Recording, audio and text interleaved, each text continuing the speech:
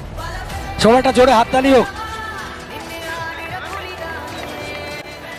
আমাদের ডেকোরেশন, বৃষ্টি হচ্ছে বিগত 3-4 দিন ধরে, খেলা হবে কি হবে না, টানাপড়েন সব কিছু নিয়ে, টুর্নামেন্ট, ট্রফি, যা যা প্রাইজেসগুলো আমরা দিয়েছি, সমস্ত কিছু নিয়ে তোমার কি বক্তব্য? আর কি জিতে অ্যাজ এ ক্যাপ্টেন কেমন লাগছে? আমার জিতে খুবই ভালো লাগছে। আর প্লাস দা, ভদুদা, হ্যাপি দা, বার্থডে দা, চারজনকে